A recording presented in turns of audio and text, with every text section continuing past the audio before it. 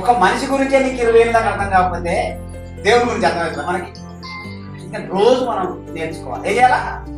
ఆయన చిత్తం ఏంటి మన ఎడల, మన గురించి దేవుని చిత్తం ఏంటని ఎక్కడ నేర్చుకోవాలంటే దేవుని వాక్యం నేర్చుకోవాలి.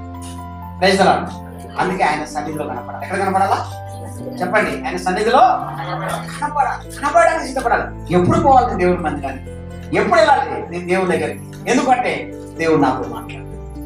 Praise the Lord. లేకపోతే నేనన్న దేవుడితో మాట్లాడు. ఎవరితోనే? మీరు ఖాళీ సమయంలో వచ్చి కనుక ఆయన మందిరంలో మోకరించి ప్రార్థన చేసినప్పుడు నువ్వు ఎవరితో మాట్లాడుతున్నాడు? నాన్న చెప్పాలా? ఎవరితో మాట్లాడుతున్నాడు? అసలు నీ లెవెల్ ఏది చెప్పు. ఎవరితో మాట్లాడుతున్నావు?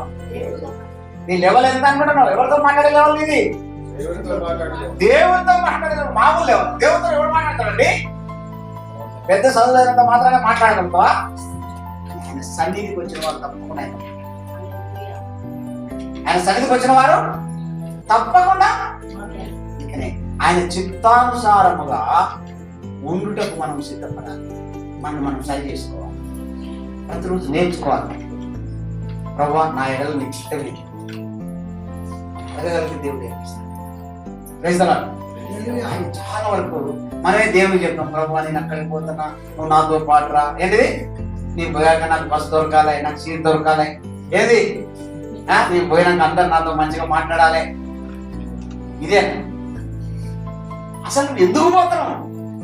ఆయన చిత్తానుసారంగా నడుచుకున్నట్టు మనం సిద్ధపడాలి.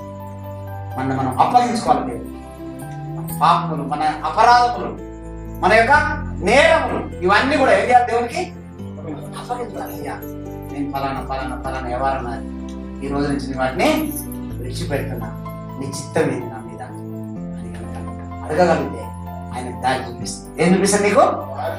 ఇంకో వాక్యం చూపిస్తాను చూడండి. మీకు యోవేలు గ్రంథం 3వ అధ్యాయం 9వ వచనం.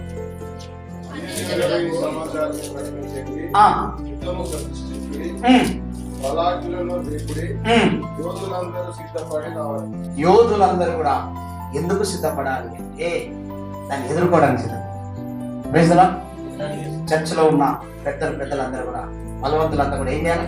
కర్రలు పట్టుకుని బయటకు పోవాలని కాదు, ప్రార్థనతో సిద్ధపడాలి. దేవునికి స్తోత్రం. పరిచర్య కొరకు సిద్ధపడాలి. దేని కొరకు అండి? నీ బలాన్ని ఎవరికి ఇవ్వాలి? పాట పాడమా?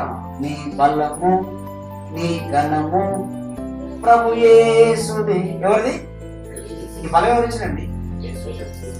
ఎవరు ఇచ్చారండి? నేను ఇంత పెద్దగా ఎందుకు చేయండి? దేవుడు అవతలలో బెదిరేయడానికి కాదు, ఆయన పని చేయడానికి. ఏం చేయడానికి? ఏ పని? ఆయన పని ప్రార్థించాలి, ఇంకా ప్రకటించాలి. ఏం చేయాలి? ప్రార్థించాలి. నువ్వు రక్షించబడ్డావు అంతేనా కాదు? సంఘం అంతా ఏం చేయబడిందండి? రక్షించబడ్డదా? రక్షించబడ్డావు ఏం చేయాలి? ఇంకేం చేయాలి? ఎందుకు ప్రకటించాలి? అయ్యా వాళ్ళు కూడా రక్షించబడాలి. ఏం చేయబడాలా? ఎందుకు రక్షించబడాలి? వాళ్ళు తీర్పులోకి రావద్దు. దేనికి రావద్దు? నువ్వు తప్పించుకున్నావు. ఏమైనా నువ్వు ఏం తప్పించుకున్నావు?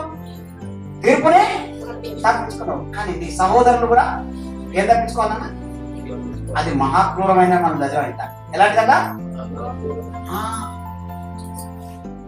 దాన్ని తప్పించుకోవడానికి యోధులందరూ కూడా సిద్ధపడాలి. నీకు బలం ఇచ్చింది దేవుడు ఎందుకు? నీకు ఈ ప్రాణం ఇచ్చింది ఎందుకు దేవుడు? నిన్ను ఇంకా బతికించేది ఎందుకు? 2022లో మేము సేవకు పోయేస్తున్నాం. ఫిబ్రవరి 17వ తారీఖు తిరిగి వస్తున్నాం. వస్తున్న క్రమంలో మా కారు లోయలో పడిపోయింది. ఒక్కరు కూడా దెబ్బతగలేదు. క్షేమంగా బయటపడింది.